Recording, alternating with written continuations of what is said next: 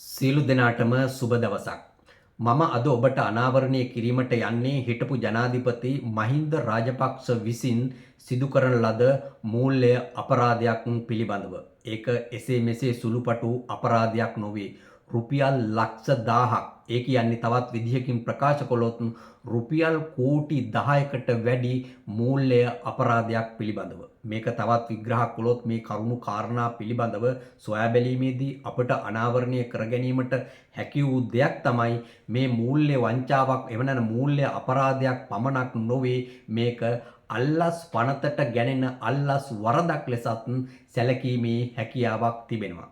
ඉතින් මෙන්න මේ සිද්ධිය පිළිබඳව පූර්ණ පරීක්ෂණයක් පවත්වලා තිබෙනවා. අන්නේ පරීක්ෂණයේදී තමයි මේ මා කියන්නට යන කරුණු කාරණා අනාවරණය වී තිබෙන්නේ. මෙන්න මීට අදාළ පරීක්ෂණ වාර්තාව පවා මේ වන විට මා සතුව තිබෙනවා. ඉතින් මං කියන්නේ යන කරුණු කාරණා සියල්ලම එකින් එක මෙන්න මේ කියන වාර්තාවේ අඩංගු වී තිබෙනවා. ඒ නිසා මේක සත්‍ය වූ නිවැරදි වූ කරුණු කාරණා ලෙස තමයි අපිට සැලකීමට හැකියාව ලැබෙන්නේ. මොකද අපි දන්න පසුගිය කාල පරිච්ඡේදය තුල මහින්ද රාජපක්ෂ ආණ්ඩුවේ සිටි විවිධ පුද්ගලයන්ට විවිධ වූ චෝදනා එල්ල වුණා. මිනීමැරුම්ද, මූල්‍ය අපරාධද, අල්ලස් ගනුදෙනුද, ඒ වගේ විශාල වූ චෝදනා රාශියක් විවිධ පුද්ගලයන්ට එල්ල වුණා. නමුත් මහින්ද රාජපක්ෂ ඉලක්ක කරගෙන ඍජු චෝදනාවක් එල්ලවීමේ තත්ත්වයක් අපි දුටුවේ නැහැ. මූලික වශයෙන් අපි දැක්කේ ප්‍රධාන වශයෙන් අර එයාබස් ගනුදෙනුවේදී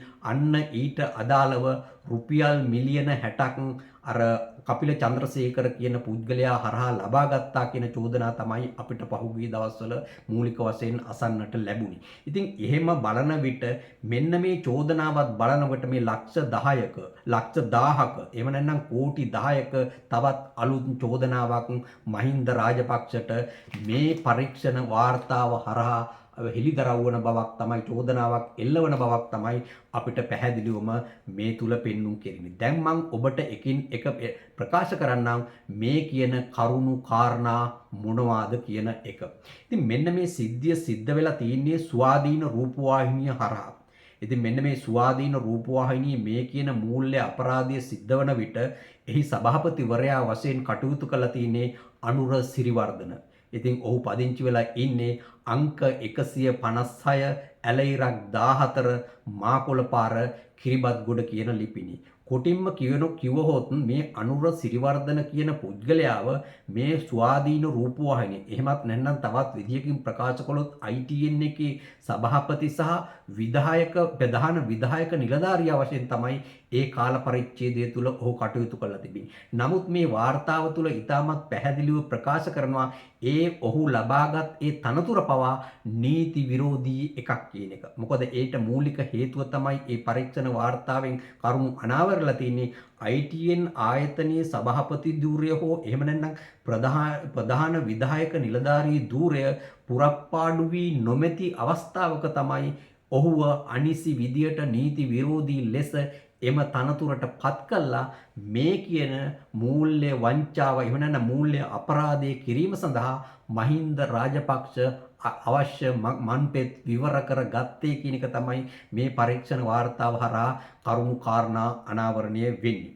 ඉතින් දැන් මම ඔබට තවත් මේක ගැන පැහැදිලි විග්‍රහයක් කරන්නම්. ඒ තමයි මෙන්න මේ සිද්ධිය සිද්ධ වෙලා තිබෙන්නේ 2015 ජනවාරි මාස 8 වෙනිදා පැවති ජනාධිපතිවරණය ඉලක්ක කරගෙන.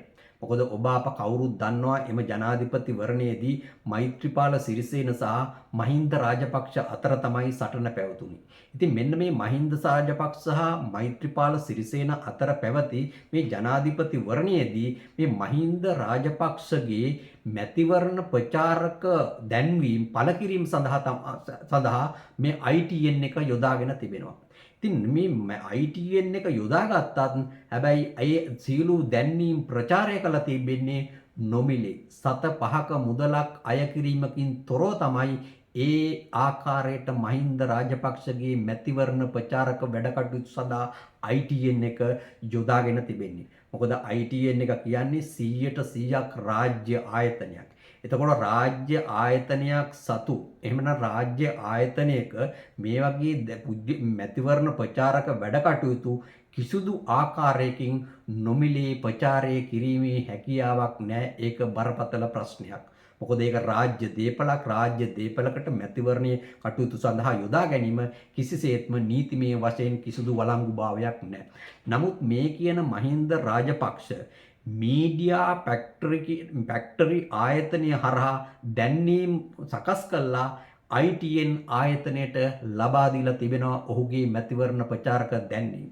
ඉතින් මෙන්න මේ මීඩියා ෆැක්ටරි ආයතනය හරහා විතරක් ITN ආයතනය මහින්ද රාජපක්ෂගේ ජනාධිපති ප්‍රචාරක වැඩ කටයුතු සඳහා ඒ ප්‍රචාරණ කටයුතු සිදු කිරීම තුළ ITN ආයතනයට සිදු වී ඇති අලාභය රුපියල් 10,17,53,58ක් ලෙස අනාවරණය වී තිබෙනවා. ඉතින් ඔබ පොඩ්ඩක් කල්පනා කරන්න සුළුපටු මුදලක් නොවේ රුපියල් 10,17,53,58ක මුදලක දැන්වීම් නොමිලේ ප්‍රචාරය කිරීමට ITN ආයතනය පියවරගෙන තිබෙනවා.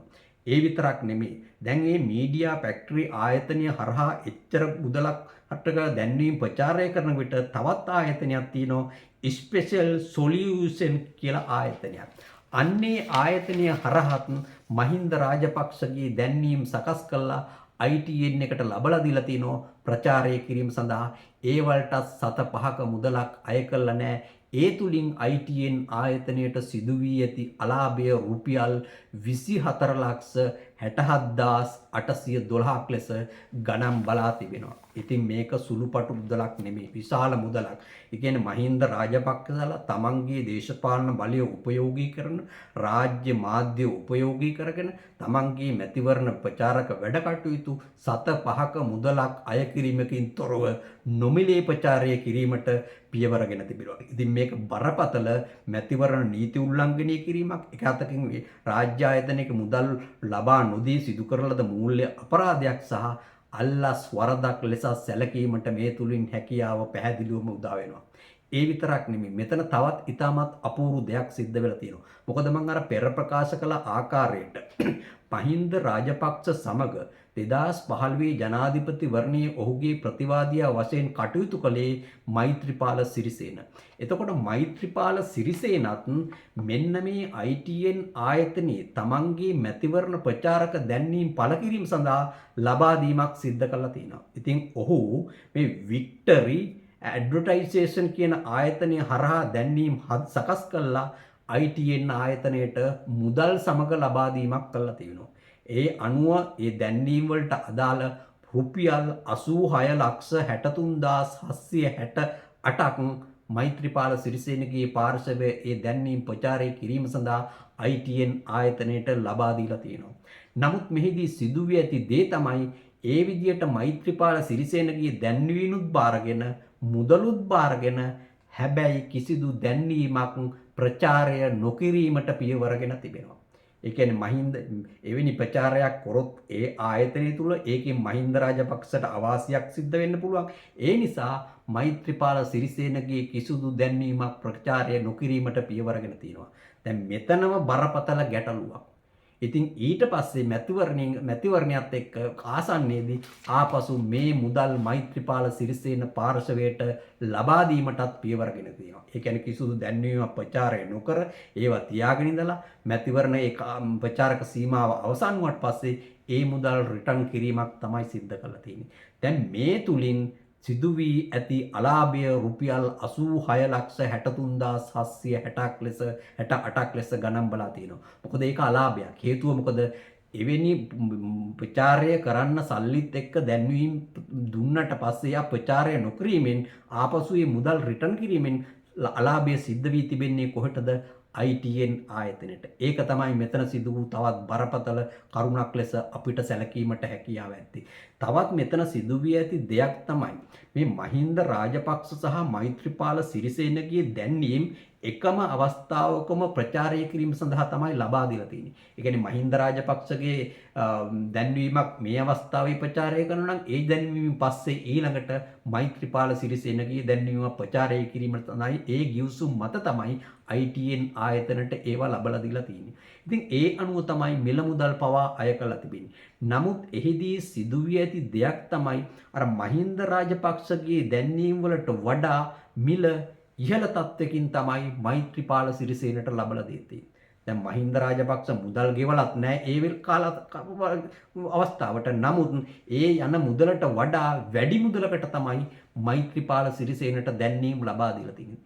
ඉතින් එකම අවස්ථාවක එකම සීමාවක එක මිලක් විය යුතුවත් ලබලා දීලා තියෙන්නේ මෛත්‍රීපාල සිරිසේනට වැඩි මිලකට තමයි ඒ දීලා තියෙන්නේ. දැන් මෙන්න මේ ක්‍රියාවලිය හරහා කොටින්ම කිව්වොත් මෛත්‍රීපාල සිරිසේනගේ දැන්වීම් ප්‍රචාරය නොකර ඒ මුදල් ලබාගෙන ආපසු ලබා දීම හේතු කොටගෙන ITN ආයතනයට සිදු වී ඇති අලාභය රුපියල් 11 කෝටි 29 ලක්ෂ 4638ක් ලෙස ඒ කරන ලද පරීක්ෂණයේදී කරුණු කාරණා අනාවරණය වී තිබෙනවා. දැන් ඔබ පොඩ්ඩක් කල්පනා කර බලන්න මහින්ද රාජපක්ෂලා තමන්ගේ දේශපාලන බලය උපයෝගී කරගෙන ඒ දැන්වීම් ප්‍රචාරය නොකිරීම හරහා ITN එකට ලැබිය යුතු රුපියල් කෝටි 11 කෝටි 29 ලක්ෂ 4638ක මුදලක් එතනත් අහිමි වී ගොස් තියෙනවා. ඒක මූල්‍ය අපරාධයක්. ඉතින් එක් පැත්තකින් බලන විට මේක මූල්‍ය අපරාධයක්. අනිත් පැත්තෙන් මේක අල්ලස් පනතේ 70 වනි වගන්තියට අනුව දූෂණය, ඒ වගේම දූෂණයට කුමන්ත්‍රණය කිරීම, දූෂණයට අනුබල දීම යනාදී කරුණු කාරණාවලටත් මහින්ද රාජපක්ෂ පාර්ශවය වැරදිකරුවන් බවට පත් වෙනවා.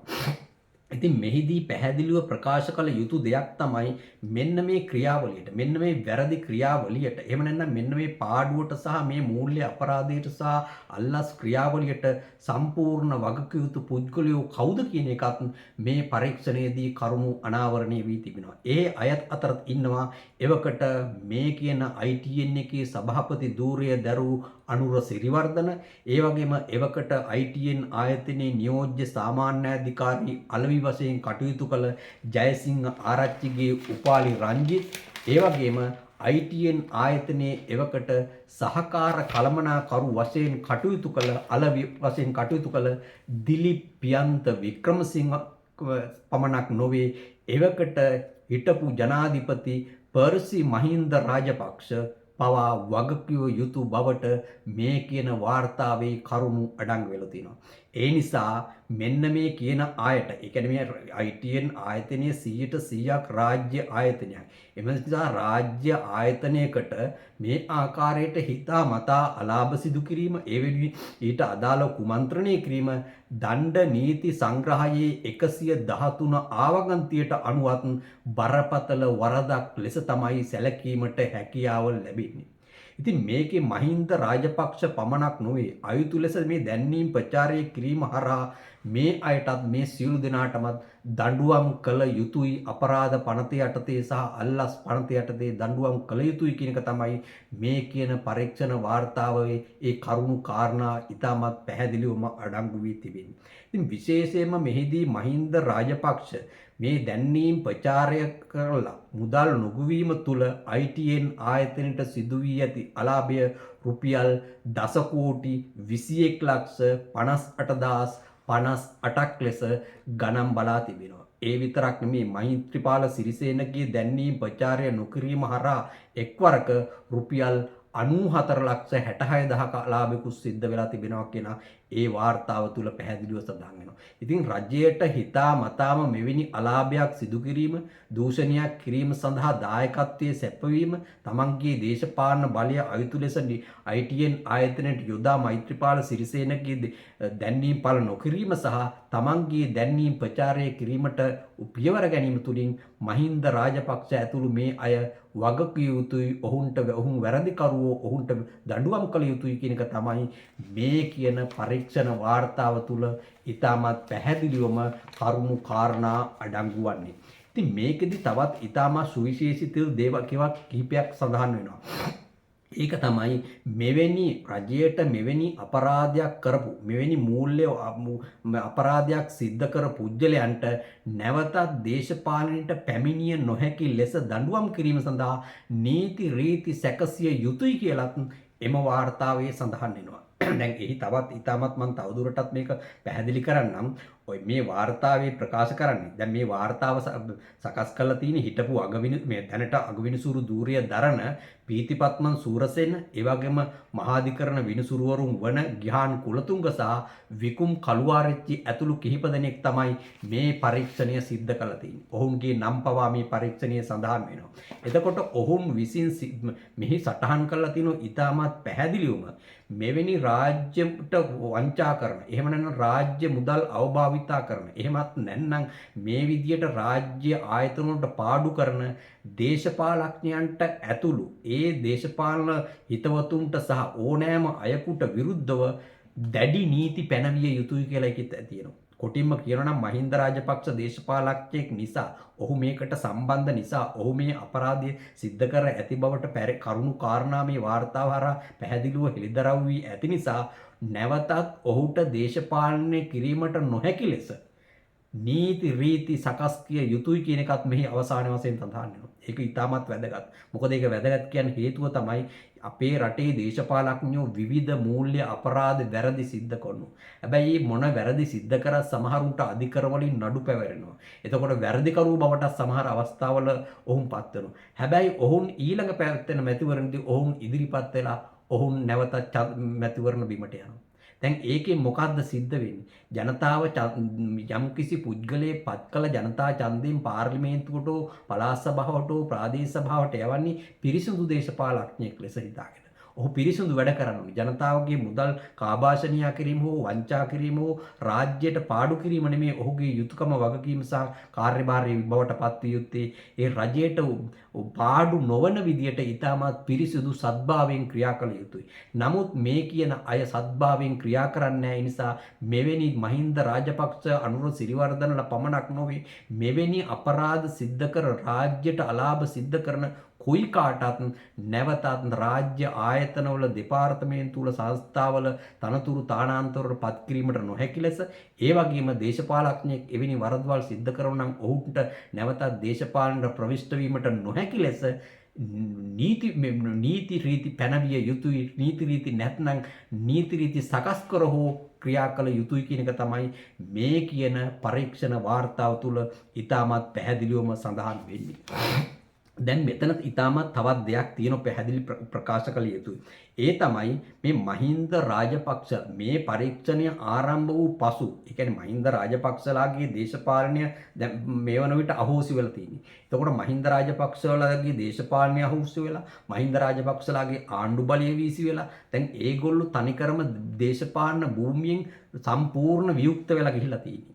දැන් අන්න ඒ නිසා මේ තමන් නොමිලේ මේ පරීක්ෂණය කරගෙන යන අතරතුර ඊට පස්සේ හොර රහසේ මේ මුදල් ගෙවීමට උත්සාහ කරයි කියන කරුණකුත් තියෙනවා. ඒ කියන්නේ ITN ආයතනය මේ සිද්ධ කර ඇති මූල්‍ය පාඩුවේ මුදල් අය කර ගැනීමට ක්‍රියා කර ඇති බවකුත් සඳහන් වී තිබෙනවා. කෙසේ වෙතත් මෙතෙන්දී අපිට යම් ප්‍රශ්නයක් මතුවෙනවා. ඒ තමයි අහම්බෙන් හෝ එහෙමත් නැත්නම් මේ මුදල්, මේ පාඩු කළ මුදල් මහින්ද රාජපක්ෂ පාර්ශවයෝ මහින්ද රාජපක්ෂ නැවතත් ඒ ITN ආයතනයට ගෙවා තිබෙනවා නම් එතනත් බරපතල කරුණක් අපට මතුවෙනවා. ඒ තමයි මෙතරම්, ඒ කියන්නේ රුපියල් දස කෝටියකට වැඩි මුදලක් ගෙවීමට මහින්ද රාජපක්ෂට මුදල් ලැබුණේ කෙසේද?